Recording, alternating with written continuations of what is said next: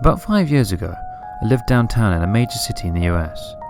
I've always been a night person, so I would often find myself bored after my roommate, who was decidedly not a night person, went to sleep.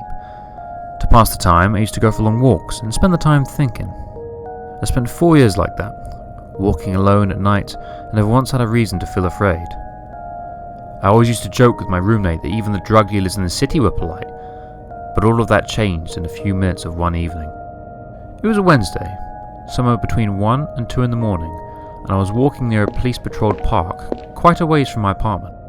It was a quiet night, even for a weeknight, with very little traffic and almost no one on foot. The park, as it was most nights, was completely empty. I turned down a short side street in order to loop back to my apartment when I first noticed him. At the far end of the street, on my side, was a silhouette of a man, dancing. It was a strange dance, similar to a waltz, but he finished each box with an odd forward stride. I guess you could say he was dance walking, heading straight for me. Deciding he was probably drunk, I stepped as close as I could to the road to give the majority of the sidewalk to pass me by. The closer he got, the more I realized how gracefully he was moving. He was very tall and lanky, and wearing an old suit. He danced closer still, until I could make out his face. His eyes were open wide and wild, head tilted back slightly, looking off at the sky. His mouth was formed in a painfully wide cartoon of a smile. Between the eyes and the smile, I decided to cross the street before he danced any closer. I took my eyes off of him to cross the empty street. As I reached the other side, I glanced back, and then stopped dead in my tracks. He'd stopped dancing and was standing with one foot on the street, perfectly parallel to me. He was facing me but still looking skyward, smile still wide on his lips. I was completely and utterly unnerved by this. I started walking again, but kept my eyes on the man. He didn't move. Once I put about half a block between us, I turned from him for a moment to watch the sidewalk in front of me. The street and sidewalk ahead of me were completely empty. Still unnerved, I looked back to where he'd been standing to find him gone. For the briefest of moments, I felt relieved, until I noticed him again. He'd crossed the street and was now slightly crouched down. I couldn't tell for sure due to the distance and the shadows, but I was certain he was facing me. I'd looked away from him for no more than 10 seconds, so it was clear that he had moved fast. I was so shocked that I stood there for some time, staring at him.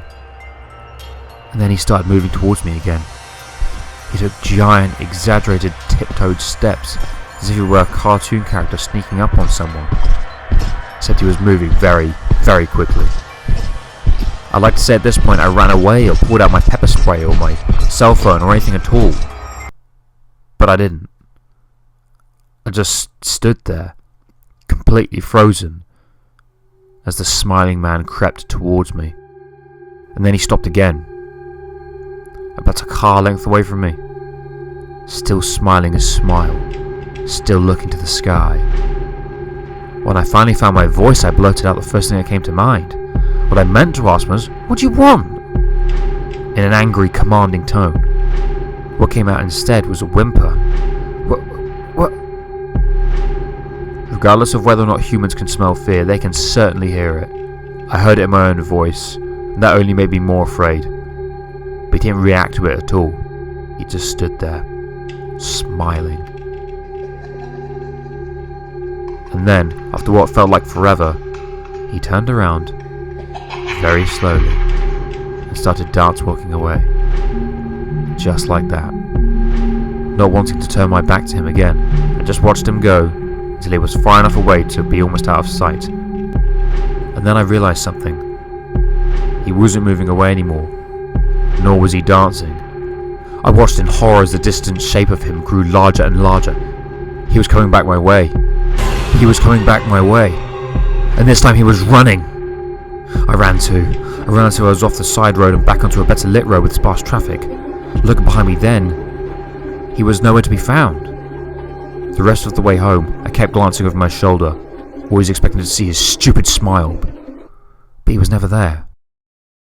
I lived in that city for 6 months after that night, and I never went out for another walk.